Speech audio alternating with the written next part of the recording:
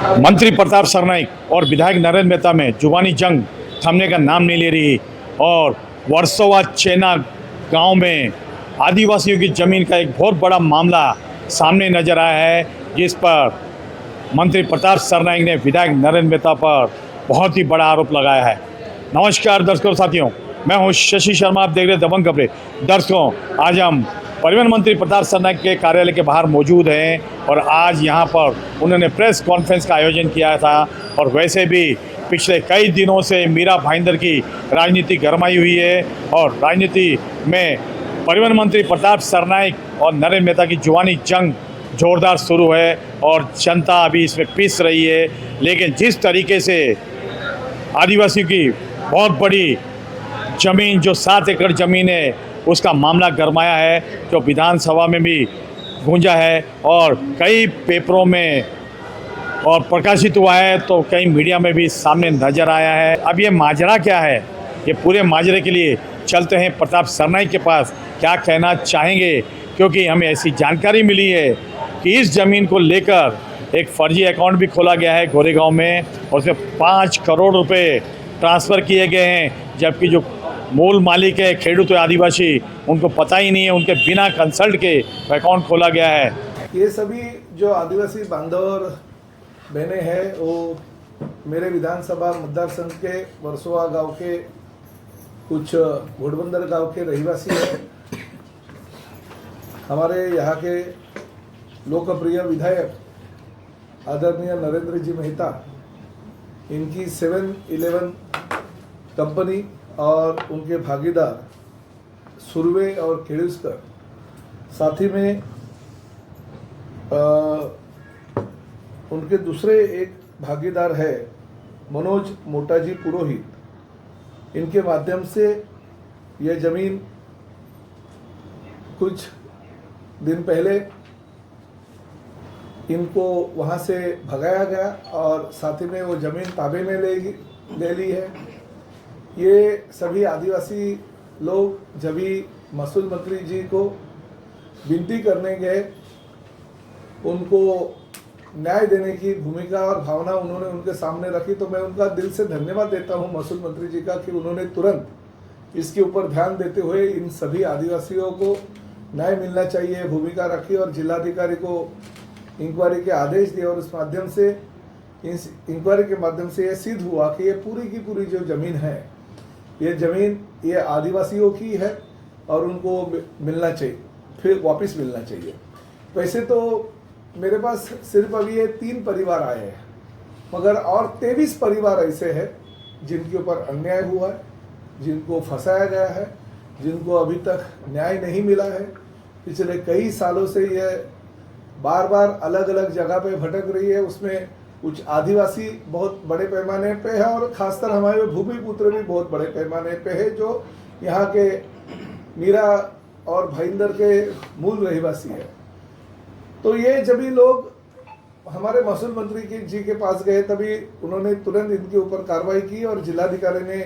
जब भी इंक्वायरी करके अहवाल राज्य शासन को रखा, तभी उसमें पता चला कि इसमें ये लोग जो नरेंद्र मेहता, ये सुरवे, खेड़ूसकर और ये हमारे पुरोहित, ये सभी लोग दोषी पाए हैं। मेरा यही कहना है कि ये आदिवासी गरीब है, इनका यही कहना है। सब लोगों ने मुझके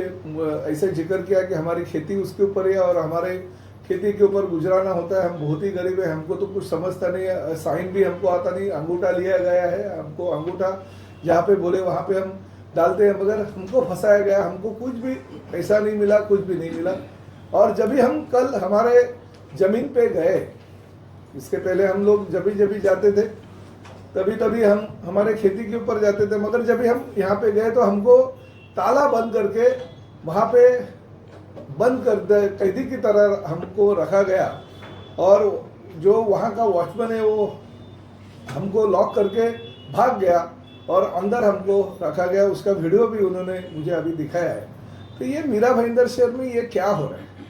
कानून और कायदे की जो व्यवस्था है वो रखने की जिम्मेदारी पुलिस प्रशासन की है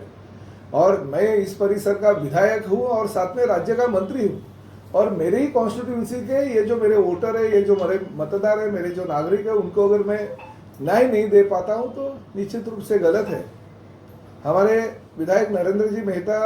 जी के बारे में बहुत सारी कंप्लेंट अभी तक आई है, ये आदिवासियों की ज़मीन है, भूमिपुत्रों की ज़मीन है, मगर जब भी मैं कुछ बोलता हूँ तो पलटवार हो जाता है, हमारे ऊपर आरोप किया जाता है, लोगों को ऐसा लगता है कि ये राजनीति है। मगर मैंने इसलिए किया कि बाबा आप ही आपकी जो कैफियत है वो लोगों के सामने रखो। देखिए, हमें राजनीति कुछ करनी है कि नहीं, राजनीति करने के लिए बहुत सारी चीज़ें, मगर आपके बारे में क्यों होता है? महाराष्ट्र में इतने सारे विधायक है, इतने सारे सांसद है, इतने सारे मंत्रीगण हैं, उनके बारे में कुछ भी आरोप नहीं होता है, मगर मीरा भाईंदर शहर के विधायक के बारे में पिछले कई सालों से आरोप हो रहे हैं, उनके आरोप सिद्ध हो रहे हैं। उन्होंने आदिवासियों को फंसाया, उन्होंने भूमिपुत्रों को फंसाया, बहुत सारे कंप्लेंट अलग अलग तरीके से उनके बारे में आते हैं, और क्यों आते हैं इसकी भी इंक्वायरी होनी जरूरी है। आज ये जो जमीन है, इसकी बाजार मूल्य जो है वो 40-50 करोड़ के ऊपर है,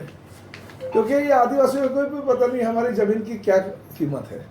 तो आज अगर मार्केट में ये बेचने जाएंगे तो उनको उसका बहुत सारा पैसा मिलेगा,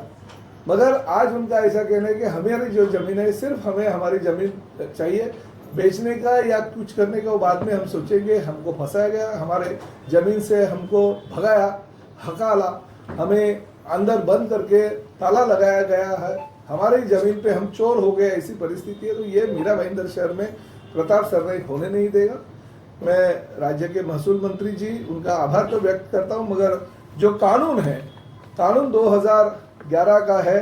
दिसंबर महीने का, वो कानून के अनुसार इन आदिवासियों के ऊपर अगर कोई अन्याय होता है तो जिलाधिकारी ने तुरंत उनकी ज़मीन उनके ताबे में देना चाहिए, सुमोटो देना चाहिए, ऐसा ये कानून है। वो कानून के तहत इन सभी गरीब आदिवासियों की ज़मीन उनके ताबे में देनी चाहिए, ऐसे में विनती करता हूँ। जरूरत पड़ेगा तो मैं राज्य के मुख्यमंत्री जी को भी इस बारे में ध्यान देने के लिए बोलूँगा। मगर जो चीज़ें हो रही है आजकल मीरा भाईंदर में, वो निश्चित रूप से गलत है। ये 3 परिवार को जल्दी से जल्दी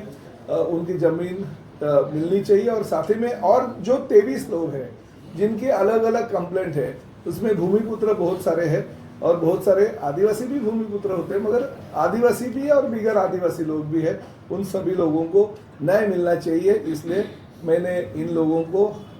ये लोग मुझे मिलने यहाँ पे आए तो मैंने उनको आश्वासित किया कि आपको हमारी महायुति की सरकार है, भले किसी भी पार्टी का विधायक होने दो या किसी भी पार्टी का सांसद होने दो या किसी भी पार्टी का मंत्री होने दो, गलत करने का उसको